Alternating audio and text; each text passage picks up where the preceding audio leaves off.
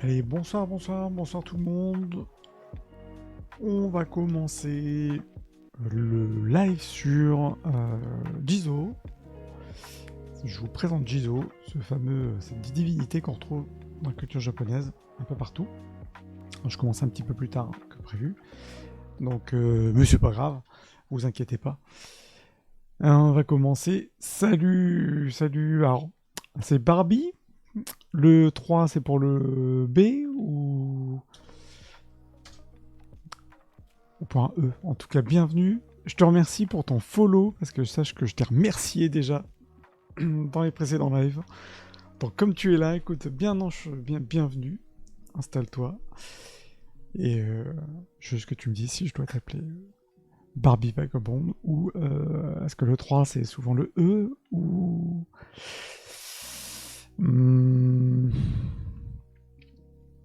Vas-y, je te laisse me dire. En tout cas, installe-toi et bienvenue. Ouais, bienvenue, bienvenue. Je vais lancer là dans 30 secondes.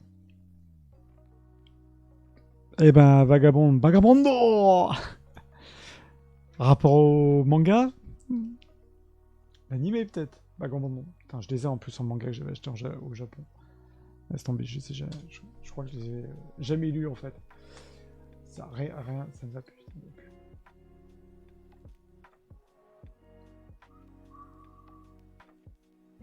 Allez, on va commencer.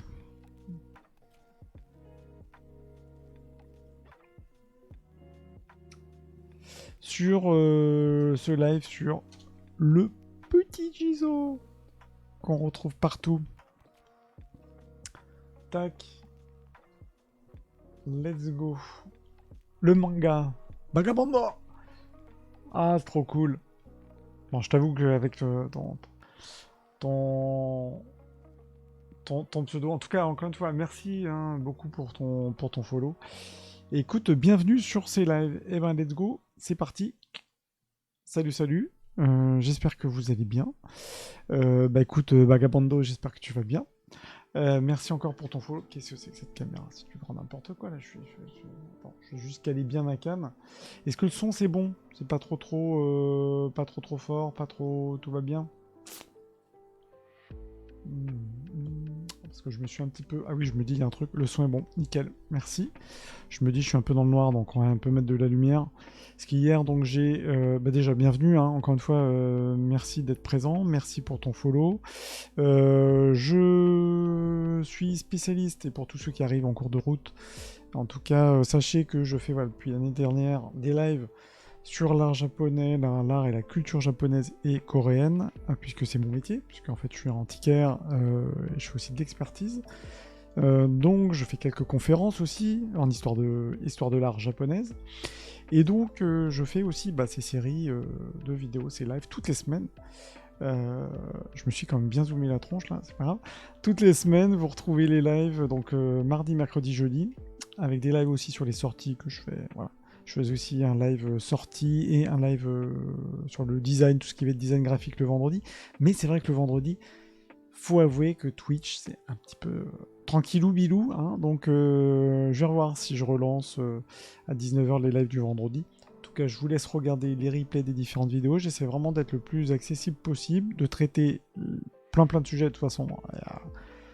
Il y a pléthore de sujets, hein, en sachant que mon angle, je le dis toujours, c'est vraiment l'histoire de l'art. Donc je vais parler des objets, comme là je vais vous parler du Jizo, qu'on retrouve partout.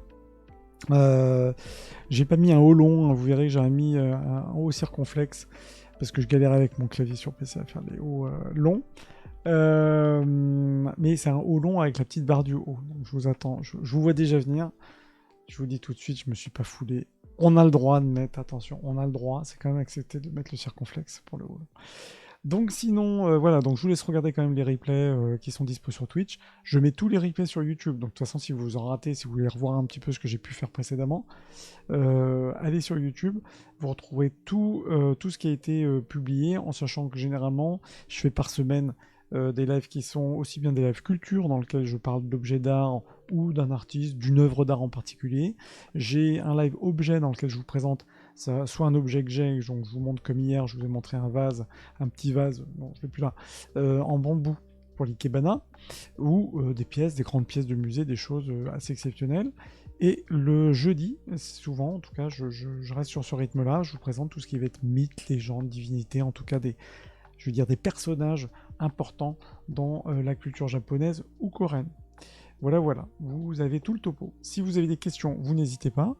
Je suis là pour ça. Si vous avez des thèmes que vous avez, je sais pas, vous voulez que je traite, eh ben avec grand plaisir. Let's go pour le focus sur le Jizo. Donc bienvenue encore une fois, bienvenue à tout le monde, bienvenue à toi Vagabond. Bienvenue chez Koge-san. Voilà. Alors, Jizo, vous le connaissez sûrement, si vous êtes allé au Japon ou pas, je pense que vous l'avez de toute façon déjà vu passer sur des sites lambda. Le Jizo, avec son haut long, c'est un bodhisattva. Alors, pourquoi je vais rentrer, je vais expliquer un petit peu plus le bouddhisme. Je précise, avant de commencer, tiens, que les vidéos comme ça, si vous tombez au début, c'est quelque chose qui dure quoi, 45 minutes. Je vous emmène pas sur 3 heures de conférence, vous inquiétez pas. Voilà, je précise quand même parce qu'on peut se dire putain, il m'embarque dans un truc, ça va être insupportable. Donc vous inquiétez pas, c'est assez court. Et donc aujourd'hui, donc Jizo, je précise que Jizo c'est un bodhisattva. Bodhisattva, si vous connaissez pas un peu les termes du bouddhisme tout court, et puisqu'on est dans le bouddhisme japonais, bodhisattva c'est un être qui a atteint l'éveil, mais qui ne va pas qui en tout cas qui veut pas arrêter le cycle des vies et des morts. Je ne vais pas rentrer trop dans le détail. C'est quelqu'un qui veut vraiment rester auprès des humains pour les accompagner dans leur chemin spirituel, etc. Donc un bodhisattva, c'est dans l'histoire Siddhartha. Bien le bonsoir, Massinia. Il va falloir que je rajoute mes effets sonores. Je vous raconte pas. Tous mes trucs sont désactivés, donc faut que je rien que pour toi, Massinia, je vais faire un petit effet sonore. Sur bien le bonsoir. Je vais le faire la voix. Oui, Vagabond. Je vais arrêter de dire Vagabondo. Vagabond. Bien, bien, bien. Donc, écoute, tu tombes pile. Hein, je commence tout juste. Donc, Jizo, c'est le Bodhisattva. Donc, c'est pour ça qu'il est très représenté aussi. Il faut comprendre qu'il est très représenté en dehors des temples, puisque vraiment, c'est la nature même du Bodhisattva qui n'est pas un Bouddha. C'est-à-dire, c'est pas quelqu'un qui a arrêté le cycle des vies et des morts, etc. C'est vraiment quelqu'un qui est présent toujours aux côtés des humains pour les accompagner dans leur chemin spirituel. Et en gros, il sera libéré, je dirais, il deviendra Bouddha une fois que tous les êtres seront sauvés. Voilà, je ne vais pas faire de bouddhisme là, mais vous comprenez que le Bodhisattva n'est pas un Bouddha. Et c'est aussi pour ça que on va le représenter, on va le retrouver en tout cas beaucoup au Japon et pas nécessairement dans les temples. Parce que, je dirais, le Bouddha, lui, il a sa place dans un temple, voilà. Vous avez prié, le Bodhisattva, il peut être en dehors du temple. En gros, c'est aussi ça. Il est toujours... Alors, je vais vous présenter aussi bien des œuvres, je fais toujours un effort pour essayer de vous sourcer, en tout cas, d'avoir une iconographie d'œuvres qui sont présentes dans des musées, que vous pouvez voir, et en tout cas des œuvres de qualité. C'est quand même le concept de la chaîne, je vous montre des objets d'art. Donc il est représenté, là je vous ai mis deux Jizo différents, puisque quand on va au Japon, on va le retrouver très souvent sous forme de petites statues comme ça, de petites statues de pierre, qui vont être un peu disposées partout sur des chemins, je vais en reparler aussi après. Pourquoi ?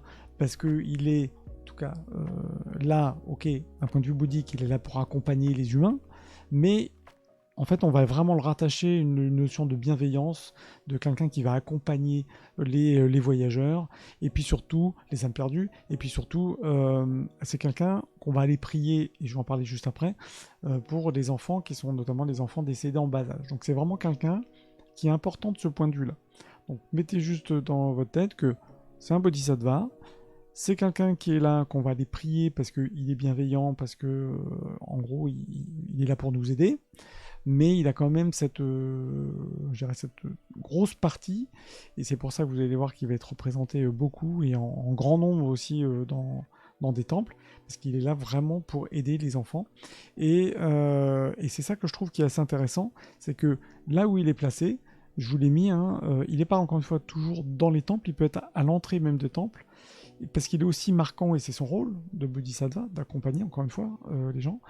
Et je trouve que physiquement, en tout cas son placement, il est important parce que c'est là où on passe entre le monde réel et le monde spirituel. Vous savez, souvent dans les temples japonais, on rentre, il y a les torii. Salut Kailana, bienvenue, bienvenue. Non, mais j'ai commencé franchement il y a 5 minutes. Donc t'as pas trop raté, t'as la première slide, c'est good. J'espère que tu vas bien. Ça me fait plaisir aussi de t'avoir ici. Donc oui, donc je disais, Jizo, c'est un bodhisattva. Je vais pas reprendre voilà, tout ce que je disais. Je peux reprendre ce que je disais, mais je vérifie juste que mon live passe bien. Je me mets en même temps comme ça. C'est bon. Et donc je précise juste à retenir sur cette slide surtout, c'est que c'est pas Jizo n'est pas un Bouddha, c'est un bodhisattva. Voilà. Si vraiment vous voulez que je pousse un petit peu plus ces notions un petit peu de Bouddha, même l'histoire, bon, on va pas, je vais pas faire des cours de bouddhisme, hein, mais du moins les grandes tendances peut-être du bouddhisme japonais et rappeler la différence entre un Bouddha, un bodhisattva, il y a le Shinto, c'est quoi le Shinto, le bouddhisme, etc. On fera peut-être un truc. Les torii, c'est Shinto. Oui, oui, oui, oui. C'était un exemple hein, tout à l'heure, les torii. Oui, oui, tout à fait. Le Jizo, lui, n'est pas Shinto, hein, c'est bouddhisme. Bouddhisme. Mais ce que je voulais dire, effectivement, c'était par rapport aux torii, par rapport aux portes, les grandes portes rouges que vous voyez souvent à l'entrée des temples. Ça marque une entrée. Voilà, ça marque en tout cas le passage vers un autre monde, un autre lieu. Pour les temples, dans l'univers en tout cas dans le bouddhisme, je trouve que Jizo peut être comparé un peu à cette porte-là. Voilà. C'est pour ça que je parlais de torii tout à l'heure. Okay, c'est que le Jizo souvent va être aussi à l'entrée, il montre le passage. Donc c'est ça qui est intéressant. Je vous ai mis ici à droite, donc à gauche, bon voilà, un petit Jizo que vous pouvez voir au Japon et vous allez en voir si vous allez au Japon ou si vous êtes déjà allé. Je suis persuadé que vous en avez déjà vu, évidemment, ils sont magnifiques quand ils sont tout posés là, petits, dans les forêts où vous avez de la mousse par terre. Bon, bref, voilà, c'est ça, il n'y a qu'au Japon qu'on trouve ça. Et puis à côté, vous avez une sculpture qui est magnifique, évitez de m'étouffer, qui est au Fujita Museum, un très bon musée, qui vous présente ici une sculpture qui est typiquement une sculpture du XIIIe siècle, donc Kamakura, période Kamakura, qui est un superbe Jizo en couleur, vraiment magnifique, sculpté en bois, et bon, il lui manque un des attributs, mais vous pouvez voir on le reconnaît, mais vous pouvez voir vraiment le côté précieux, et ça c'est typique aussi de la sculpture du XIIIe siècle, en tout cas de cette manière dont il est représenté, qui change de ce qu'on peut avoir l'habitude de voir aujourd'hui. Tu m'as dit, j'aimerais l'occasion d'en voir quand tu m'inviteras pour cadrer tes lives IRL au Japon. Peut-être. Mais écoute, avec grand plaisir. Ah putain, ce serait beau quand même. Hein. Ce serait beau. Je vais essayer de faire, hein, de toute façon, parce que je repars au Japon là, et en Corée en avril. Mais ouais, ce serait cool. Bah, pourquoi pas, hein, ces quatre. Hein. Moi, je dis jamais, jamais. Hein. Voilà. Hein. Petite tournée de saké aussi, hein, avec modération. Pour aller voir des Jizo. Je vous ai mis un autre. Enfin, non, pardon, c'est le même. Je vous ai mis un autre. C'est une autre photo du même, puisque très souvent, dans cette sculpture 13e siècle, 12-13e siècle, on va avoir des sculptures bouddhiques qui sont, encore une fois, souvent en couleur, très finement décorées, avec en plus voilà, toutes les auréoles et tous les attributs qu'on va retrouver dans le... Je vais vous parler des attributs du Jizo, mais c'est pour vous dire que là, quand vous le voyez présenté comme ça, on dirait qu'un Bouddha ou un Amida va être représenté, ou bref, des divinités qu'on va pouvoir prier dans le bouddhisme vont être représentées de la même manière. Donc c'est pour vous montrer aussi l'importance de ce Jizo, qui est certes un bodhisattva, mais c'est pas, c'est pas n'importe qui dans cette culture. En tout cas, magnifique hein, sculpture. Là, c'est une pièce incroyable. Je vous ai mis un autre exemple. Malheureusement, les photos étaient un petit peu pixel, mais c'est pour vous montrer que au XIIIe siècle, dans cette sculpture, notamment de cette période Kamakura, on a aussi, c'est un peu le pendant des sculptures très qui sont en couleur, avec plein de petites choses à voir ci et là. Le grand des sculptures aussi, que vous allez voir par exemple au musée de Tokyo, sont en bois, comme ça, en bois noirci, et qui apportent aussi, moi je trouve, une couche un petit peu de zen, je vais vous dire le fameux wabi-sabi. Bon, vous voyez le truc, et ça c'est aussi typique du XIIIe. Donc à la différence de l'autre, Et c'est pour vous montrer les deux manières qu'on va représenter finalement le Jizo, et ça dès le XIIIe siècle. Soit on va le représenter pimpé avec les tissus rouges, etc., etc. Soit on va le représenter de manière beaucoup plus sobre, où là il n'y a pas de collier, il n'y a pas de chichi. Pour moi qui se rapproche d'ailleurs de la sculpture en pierre qu'on trouve un petit peu partout, où c'est quelqu'un qui est le plus neutre possible dans l'accompagnement. Je rappelle que son job à lui, en tout cas sa mission qui s'est donnée, c'est vraiment d'accompagner, d'aider les humains. On va le voir précisément, notamment les âmes perdues, qui peuvent être perdues pendant un voyage ou perdues dans leur voyage justement après la vie. Donc, ce que je disais tout à l'heure, si vous avez des questions comme d'habitude, n'hésitez pas en commentaire. Exactement, assez différent des petits Jizo qu'on voit, comme ici, par exemple. Et c'est pour ça que je voulais vous montrer, je voulais faire un topo sur ce Jizo, parce que c'est vrai que Jizo, on le voit toujours en petites, je vais vous en montrer d'autres, des photos, toutes ces petites sculptures là, limite on dirait des poupons, et puis là on a ce beau Jizo, et encore là, majestueux, donc et pourtant c'est le même, c'est Jizo. Donc lui, comme je disais, on est dans le panthéon bouddhique. Si ça vous intéresse, parce que là on rentre dans un truc, je vais pas faire, parce que sinon on part dans un live conférence sur le bouddhisme, Jizo dans le bouddhisme, etc. Donc là c'est parti pour 2 heures. Ce que je kifferais, mais je pense que je suis pas sûr que Twitch soit ok pour ça. Donc ça, c'est le genre de conférence que je fais dans la vraie vie, où il faut juste comprendre que Jizo, on l'associe à une divinité qui est divinité de la terre pure, qui s'appelle Ksitigarbha. Donc je vous laisse regarder. Et donc je vous ai mis justement Ksitigarbha qui est ici à droite, c'est une représentation en Chine. On est dans le bouddhisme, donc on est évidemment dans toute l'Asie. Et ici, c'est une représentation, une grande sculpture qui fait, je sais pas combien, qui fait 15 mètres de haut, je crois, à Taïwan, de Ksitigarbha, mais au Japon, on va l'appeler Jizo. Donc son petit nom, c'est Ksitigarbha, et vous le voyez ici représenté en grand, donc là aussi majestueux, en Chine. Et puis, on a toutes ces petites sculptures, comme on peut voir en bas, qui sont plutôt en mode poupon, enfantine, parce que je vais en revenir là-dessus après. Il est là pour protéger, pour accompagner les enfants, et notamment les enfants décédés en bas âge. Donc voilà, ça c'est aussi un topo que je vais vous expliquer juste après.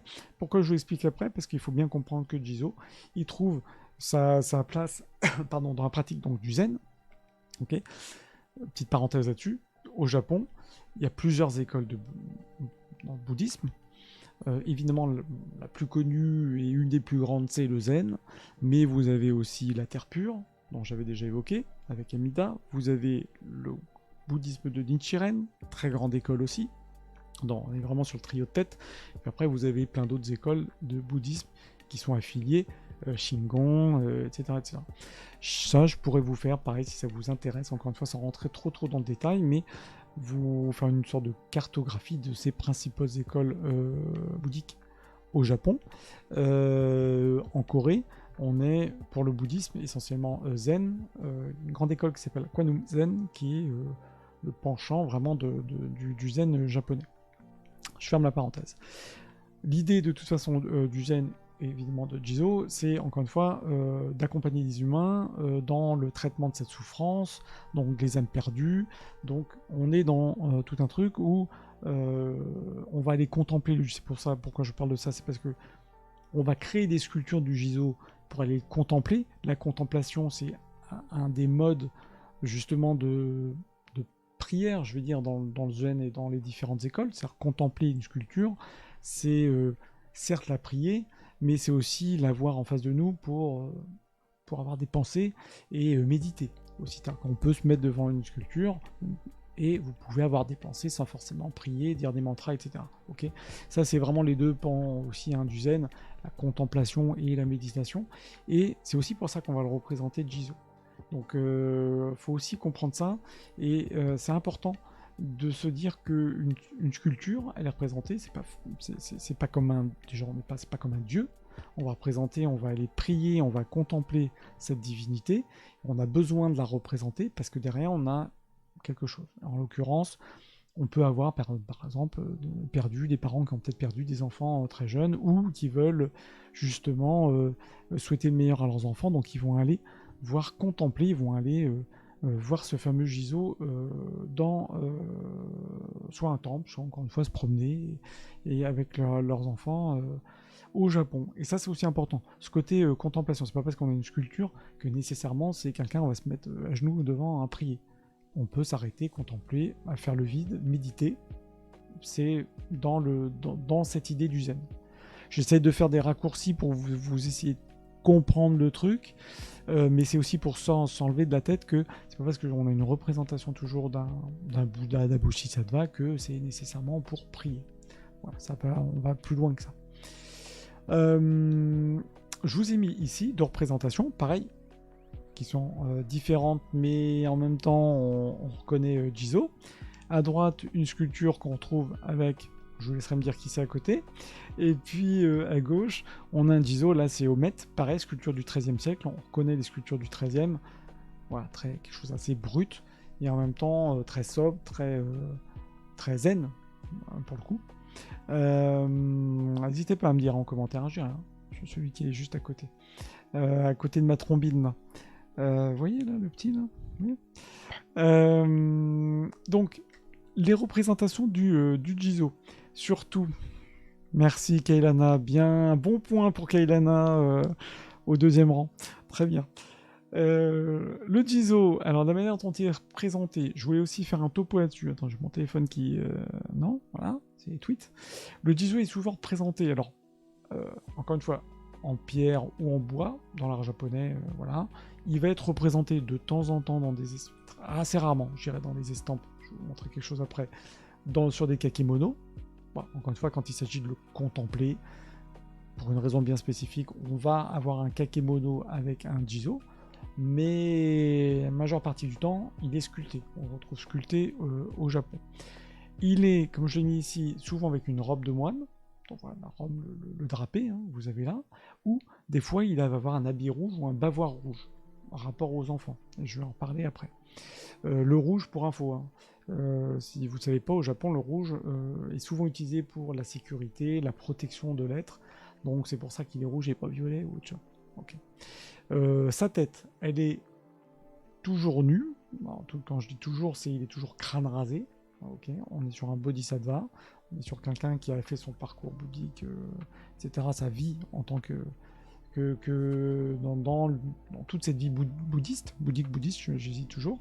Et des fois, il peut être couronné d'un halo. Alors, je vais vous remontrer, par exemple ici, en Chine, pareil. Et vous allez aussi avoir de temps en temps des représentations, et ça c'est au Japon essentiellement, avec une couronne, en Chine, avec la couronne ornée des Bouddhas, différents Bouddhas derrière, les Bouddhas de sagesse, ou au Japon majoritairement, il va être représenté sans couronne, mais il va représenter par contre avec deux attributs, et c'est comme ça qu'on va le reconnaître. Bon, je vous dirais que même s'il n'a pas ces attributs, on sait que c'est lui.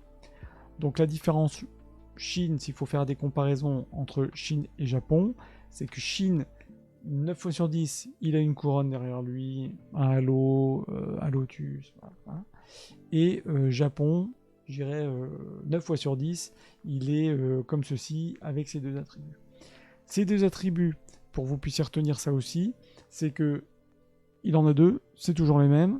Main gauche, c'est une perle, ça on en avait déjà parlé, je vous en reparlerai, ce qu'on appelle le Hoju, qui est en fait la perle de prière, qui est en fait la perle de l'enseignement bouddhiste, ça veut dire en clair qu'il a il connaît, il a les enseignements dans sa main, il est capable après évidemment de les propager, donc c'est vraiment cette perle représente tout cet enseignement du bouddhisme. Et à droite, c'est un bâton de pèlerin qui peut avoir des grelots ou autre, ce qu'on appelle un shakujo, puisque c'est un bâton de pèlerin, bâton de marche, qui est toujours associé au Jizo. Donc ça, vous pouvez pas le rater, il a toujours ça. De temps en temps, pour les sculptures qui sont un petit peu vieilles, que vous trouvez sur le marché ou dans certaines collections, ou même dans des musées, vous avez des pièces qui sont un peu fragiles, notamment le bâton, c'est souvent une pièce qui est amovible, qui peut sur des sculptures qui datent du 13e, bon là c'est au mètre, hein, on est sur une belle sculpture, mais des fois vous avez le bâton qui est cassé ou le bâton absent. Alors c'est pas que le bâton, c'est pas que la sculpture a été faite sans bâton, non, c'est que le bâton, bah, forcément avec le temps c'est fragile, c'est très souvent encore une fois du bois aussi sculpté, et bah, avec le fil du temps, au fil du temps c'est assez souvent en tout cas que les bâtons, c'est valable aussi des fois pour d'autres représentations bouddhiques où on a des épées, les ken ce qu'on appelle les ken hein, dans les mains qui sont cassés parce que forcément c'est des pièces qui sont assez fragiles. Donc ça c'est plutôt pour la partie collection. En tout cas, dans l'univers sculpture bois, il a ses attributs. Je dirais que quand il est positionné dans les forêts, au croisement des chemins, etc., il est en prière et a très rarement ses attributs en main.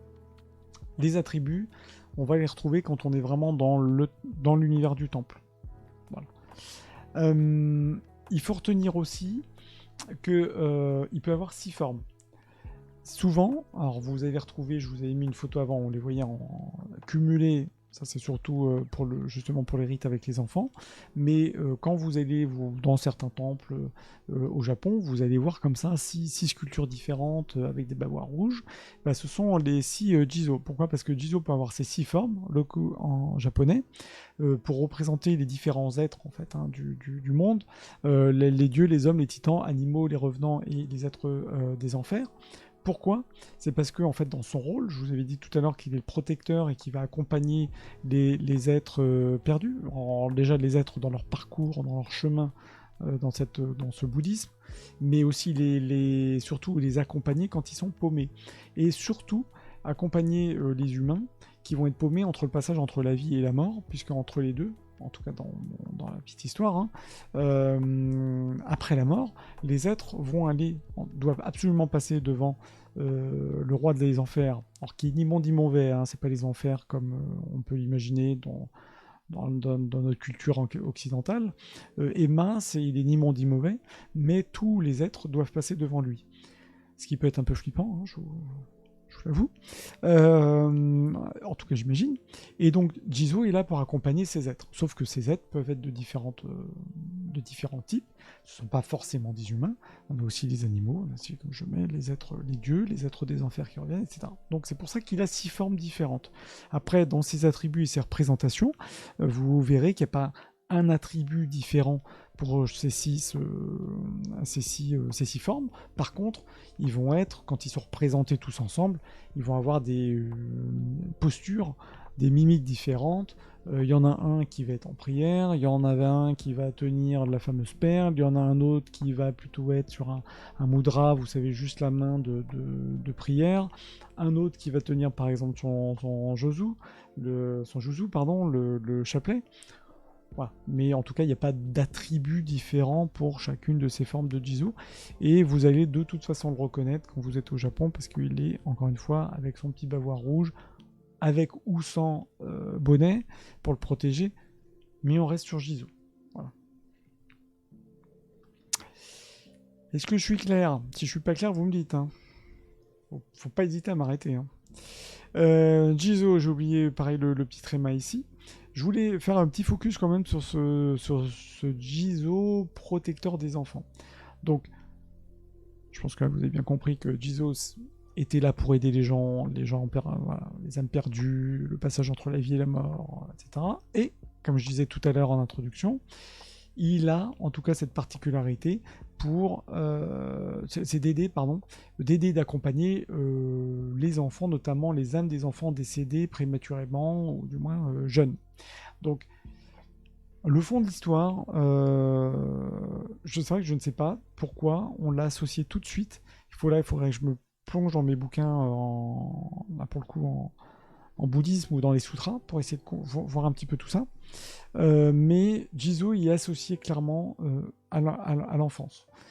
Donc on va aller prier Jizo pour protéger ses propres enfants, ou, encore une fois, on va aller le prier si on a malheureusement dans nos connaissances un petit enfant qui est plus là. Donc il y a un truc au Japon, c'est de cumuler des pierres, comme vous pouvez voir ici par exemple. J'ai ma trombine un peu dessus, comme ici à Sado qui est une des îles du Japon, où souvent, on va retrouver des ensembles comme ça de sculptures de pierre, et vous allez voir aussi des jizo à côté, donc quand même, c'est sur Sado, vous avez un cumul de jizo, et vous avez toutes ces petites pierres. En fait, c'est pourquoi, c'est ce que je mets ici, c'est parce que les enfants n'ont pas eu l'occasion d'accumuler suffisamment de mérite quand ils sont décédés trop tôt, donc ils n'ont pas suffisamment de mérite pour être réincarnés. Justement, hein, ce cycle vie et de mort, hein, cycle vie et de mort, c'est la réincarnation, sauf que on va pouvoir réincarner seulement si voilà, on a accumulé suffisamment de mérite. Et donc ces enfants vont se retrouver donc dans une zone un peu tampon, qu'on appelle les limbes. Bon, ça dans d'autres cultures, hein, ça existe les limbes, sauf qu'au Japon ça s'appelle Sai no Kawara, c'est la rivière de la mort, on va le traduire comme ça. Donc c'est un lieu connu, Sai no Kawara, et c'est dans ce lieu où les enfants vont aller, en tout cas dans l'histoire, ces petits-enfants décédés vont aller ériger des piles comme ça de petites pierres. Pourquoi ils érigent des piles de petites pierres? C'est pour leurs parents rester en vie. Alors est-ce que c'est un rappel de leurs parents? Est-ce que c'est faire des piles de pierres pour avoir des êtres plus grands qu'eux, en rappel aux parents? Ça c'est la grande question, je ne suis pas capable d'y répondre. En tout cas, aujourd'hui, dans la vraie vie, quand vous allez dans certains endroits où vous allez avoir un cumul de jizo, très souvent vous allez avoir à côté une pile de pierres, et cette pile de pierres fait référence à cette histoire d'enfants qui vont donc, encore une fois, ériger ces petites piles en lien avec leurs parents. Et donc, dans la petite histoire, c'est que vous avez chaque soir, en tout cas quand la nuit tombe, vous avez des démons qui viennent s'amuser, normalement qui viennent s'amuser à détruire ces petites tours, et c'est là que Jizo va essayer de protéger les enfants aussi contre ces forces maléfiques. Donc vous voyez, on est toujours dans un rôle de protection, on est dans le Japon, donc beaucoup de symboles, beaucoup de symboliques, de liens entre le monde réel et le monde de la religion, ce monde spirituel. Et on va essayer de relier les deux avec souvent des éléments naturels comme ici les pierres, ou voilà, des sculptures comme notre fameux Jizo. Donc vraiment, Jizo, c'est vraiment un rôle de protection, qui est très très important. Et au-delà de ça, de par son emplacement sur des parcours, etc., il a été vu aussi âme perdue, le gars qui se paume entre deux chemins, surtout si c'est écrit en japonais. On va dire au fil en aiguille, et ça c'est vraiment beaucoup plus récent, hein, je pense que c'est vraiment à partir du 19e, où on a dit que Jizo était protecteur aussi des voyageurs. Bon, voilà, donc c'est un peu l'histoire. Quoi qu'il en soit, dès que vous croisez un petit Jizo, vous pouvez faire une petite révérence, vous pouvez faire une prière si vous êtes bouddhiste. En tout cas, voilà. Un Jizo, ça se salue. Le Tanuki aussi se salue. Bien entendu. Je vous montre ici rares estampes de Jizo, mais surtout chercher un truc un peu différent, c'est justement chercher cette zone, hein, c'est l'Inde Sai no Kawara, donc la rivière de la mort, des morts, où on a ici, donc ça c'était sur un rouleau, non c'est sur un grand livre finalement d'estampes qui date du 17e, où on voit les fameux enfants, ces enfants perdus, qui sont en train de construire justement ces petites pierres, ces petits tas de pierres. Donc vous voyez, ça date du 17e siècle. Donc ça c'est assez intéressant parce que c'est un sujet qu'on voit vraiment très très rarement, qui est Spencer Collection, qui représente donc les enfants. On va pas représenter les Jizo, on va représenter ces enfants donc qui sont dans l'autre monde, et qui sont en train de faire ces petites piles. Et puis à côté, je vous ai montré les différents démons, parce qu'on est quand même dans ce monde des enfers, hein. Donc il y a plus sympa comme ambiance, où voilà, vous avez tout un attirail de démons qui sont... certains sont pas très très sympas. Celui-là à droite, voilà, il est peut-être pas très très sympatoche, un petit peu flippant. Et ce que je trouvais intéressant aussi là-dedans, c'était de vous montrer sur ce panneau, donc là, on se détache un petit peu du Jizo, pour vous montrer, et j'en parlais dans le live de Mangaka, de Mizuki, le rapport entre le monde réel et le monde des morts, c'est que très souvent, il y a des jeux de représentation dans l'art japonais, en termes de couleurs, en termes de texture, en termes de dessin, entre le monde vivant et, encore une fois, le monde des morts. Et là, ça se voit très bien, puisque vous voyez ici les vivants, donc habillés en couleurs, etc., Et puis vous avez des enfants qui sont en blanc, en quasi transparent, pour vraiment faire le distinguo entre les deux. Ça, c'est sur cette slide-là. Sur l'autre slide, vous me direz, oui, mais les démons, etc., ils sont en couleur. Ça sort un peu voilà, ça sort un peu de cette lecture-là. Mais la différence, c'est qu'on est sur des sets de couleurs qu'on n'a pas dans le monde vivant. C'est-à-dire que lui, le vert pomme, on l'a pas. Le rose qui est toujours associé au démon, on l'a pas non plus. Donc, on a aussi ce raccord qu'on retrouve encore une fois dans le manga et sur les stands plus tardifs. Kailana, tu me dis, attendez, je vais juste m'étouffer, je vais tousser. Mais du coup, qui fait ces piles de pierres dans le monde réel qui représentent celles faites par les enfants dans les larmes. Alors, oui, et ben écoute, pour moi, on est souvent ça peut être des parents qui sont venus prier, simplement voilà prier pour les enfants, bouddhistes qui sont venus prier. Donc c'est vraiment, on va le faire en rapport à ces enfants. Ou ça peut être effectivement des gens qui sont venus prier parce que, encore une fois, enfants dans leur entourage. Et en tout cas, c'est pas des gens juste pour amusement qui vont le faire. Ça c'est sûr. Voilà, je suis en train de m'étouffer. J'ai un truc... J'ai le wasabi qui pique. Je crois que je vais boire un coup. Attendez. Vous me donnez 2 secondes, je vais boire un coup.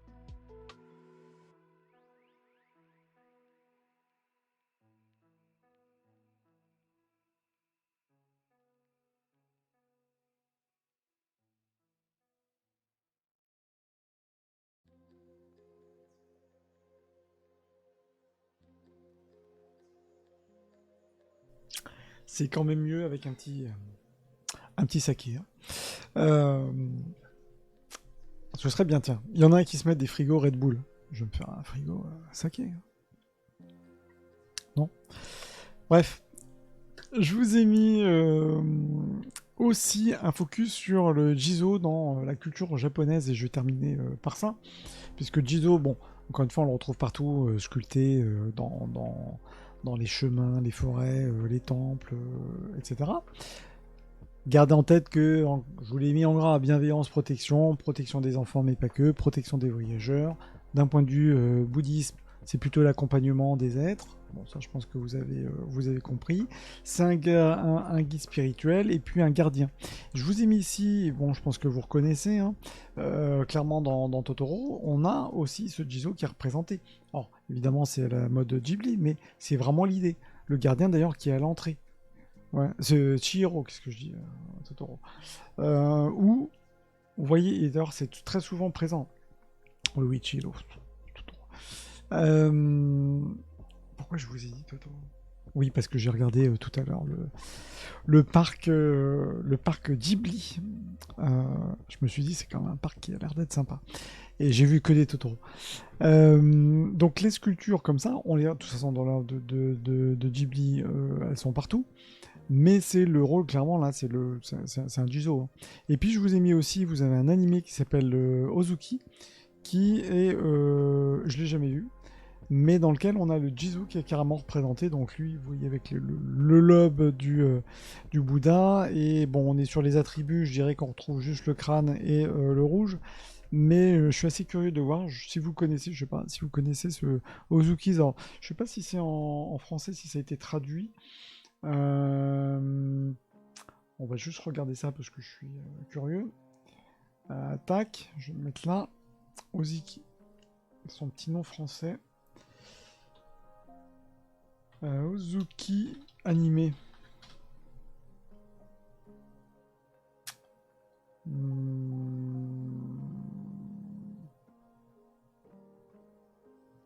C'est un Ozuki Cool Hiddenness, mais non, il n'a pas de nom en français, donc j'ai pas trouvé de nom en français. C'était en 2014, cette histoire, je sais pas si vous connaissiez. Son petit nom, c'est Lighted, donc c'est une série qui est tiens, sur Nickelodeon. Je sais pas si ça peut se trouver ça. Raconte le quotidien de Ozuki, un démon de service de Yama, le roi des enfers, ou Emma, en tant qu'adjoint du roi, surveiller les 272 services d'administration des enfers. Ah bah c'est pour ça qu'il voit donc qu'il voit notre ami Jizo. Tiens, bah, ce serait sympa, tiens. Je vais voir où ça peut se trouver. Voilà. Parce que je vous l'avais mis là, je trouvais qu'il était sympa. Et je me suis dit, tiens, c'est peut-être dispo quand même en France, peut-être sur une des chaînes. Ou, bon, bref, je vous dirai ça si ça vous intéresse, je vais regarder. Oui, je voulais finir aussi qu'il y avait un festival qui s'appelle le Jizobon qui existe et qui est donc met à l'honneur Jizo. Et puis voilà, encore une fois, si vous allez au Japon, vous pouvez pas passer à côté de toute façon de Jizo. Vous avez ici une représentation pareille.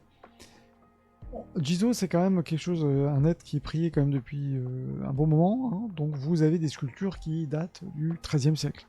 Donc dans certains cas aussi, certains lieux, vous pouvez être étonné de voir, je vous ai mis ce temple ici, vous pouvez être étonné de voir des sculptures avec plus de tête. C'est quoi ça? Vous reconnaissez Jizo puisque de toute façon ils ont été habillés avec les petits drapés pour représenter l'habit du moine ou le petit bavoir rouge. Vous avez de toute façon certaines représentations qui sont faites, alors plus contemporaines. J'ai que trouvé celle-là parce que c'est bon, plutôt on voit tous les enfants dans un temple. On n'a pas de Jizo indiqué, mais on comprend qu'on est quand même dans le temple près de Jizo qui est caché ici. Vous n'avez pas vraiment de représentation dans l'art contemporain de Jizo. Donc c'est vrai que hormis sculpture en pierre hein, qu'on trouve sur les chemins. Et hormis, je vous ai mis ici, éventuellement les petites amulettes, donc les petits butsudan, on appelle ça un butsudan, qui existe, un petit grand format, que vous pouvez porter, simplement pour avoir toujours ce Jizo sur vous. Je précise encore une fois que Jizo, c'est la protection, donc vous pouvez avoir un petit Jizo avec vous, dans l'idée de vous protéger, d'éviter de vous perdre. C'est pas forcément, encore une fois, lié que aux enfants. Et puis je vous ai mis là aussi, alors malheureusement les photos sont pas top, mais c'est deux grandes peintures qu'on peut voir au Japon dans deux temples d'Agoji et Kokoji, où vous avez le Jizo comme je vous ai présenté tout à l'heure en introduction, exactement. Donc ça pareil, hein, des peintures là on est sur du 12-13e siècle, on est sur des présentations qui sont vraiment conformes à ce qu'on a déjà vu sur les sculptures en introduction, avec un Jizo avec cette longue robe. Je vous ai mis ces deux là puisqu'on voit. Ça fait référence aux deux sculptures que je vous ai montrées en introduction, avec une qui était plus en couleur, avec beaucoup de choses, et puis l'autre beaucoup plus sobre. Et donc là, on le retrouve aussi en peinture, ce même élément, avec, bon, derrière le halo, mais qui n'est pas toujours représenté dans l'art japonais. Voilà, voilà, voilà. Donc je vous ai fait un petit parcours comme ça du Jizo.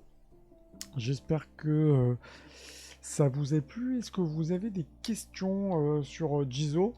Il n'y a pas grand-chose de plus à dire, hein, sauf après vous raconter bon, plutôt des légendes dans le bouddhisme, mais je ne veux pas trop tomber non plus dans le bouddhisme.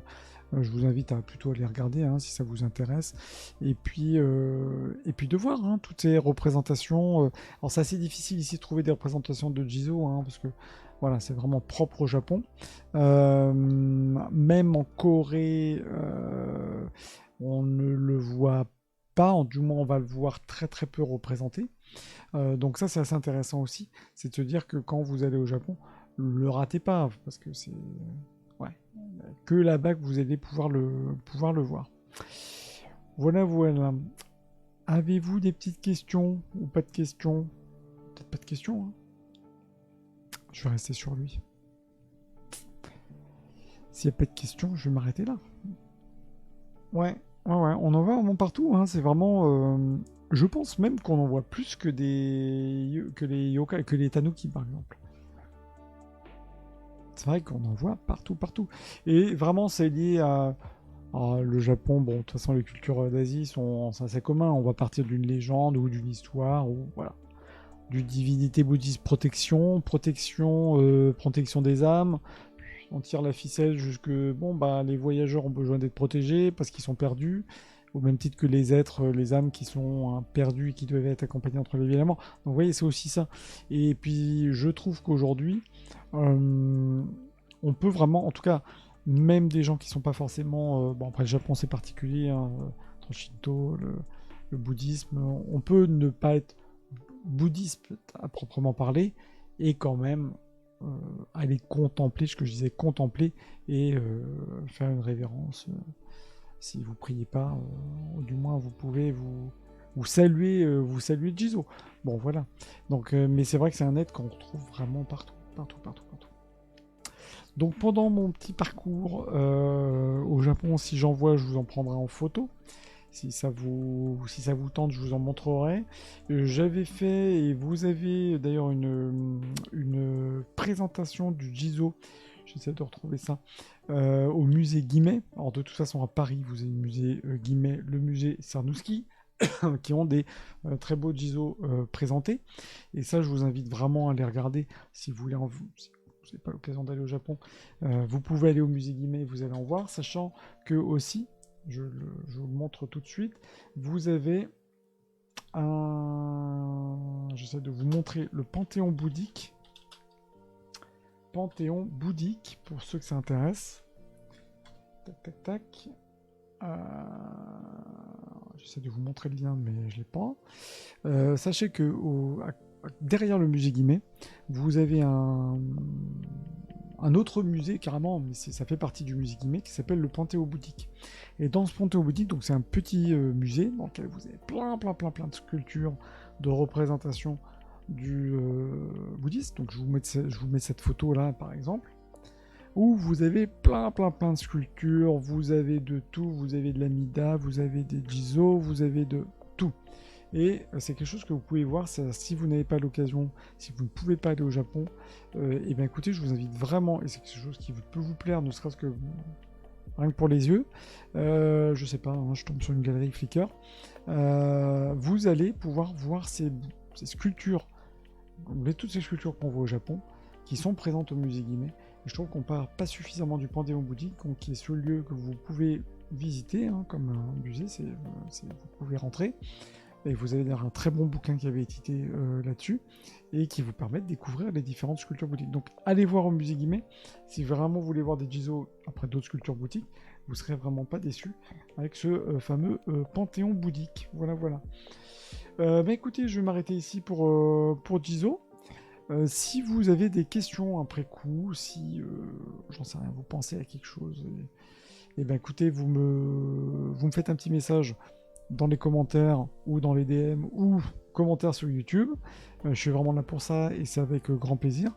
En tout cas, j'espère que vous avez appris un petit peu de choses avec ce fameux Jizo. Et puis vous avez vu surtout comment il était représenté, autre qu'en petite sculpture. Je vous souhaite en tout cas une très bonne soirée. Merci encore d'être venu, d'être resté pendant ce live, peut-être d'être passé, d'être reparti. En tout cas, merci. Je remercie aussi les derniers follow, évidemment, Vagabond, merci à toi. Merci 64 Sandrine. Emma James, je la mets de côté. Merci Alstro Emeria Live qui a été ajouté tout à l'heure, donc merci aussi à toi. Et encore une fois, merci Kailana pour ton commentaire. Bonne soirée à vous, bonne soirée Vagabond. Vagabond, voilà, j'en profite encore une fois. Merci d'être venu. Si tu as des questions, des sujets, comme je le dis tout le temps, n'hésitez pas à me faire un message. Je sais pas, un truc en Japon, en Corée. Vous voulez que je vous fasse un truc? Je t'en prie, Massilia. N'hésitez pas vraiment à me demander.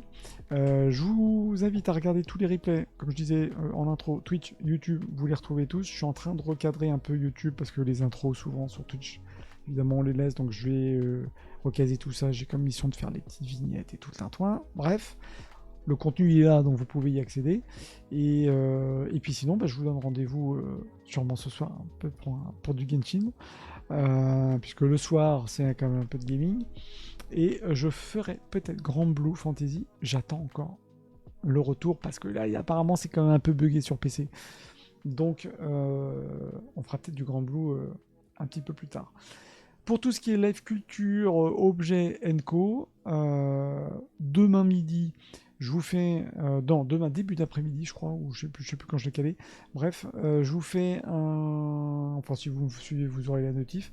Petit topo sur les actus expo en ce moment de qu'est-ce qui est sorti au Japon-Corée.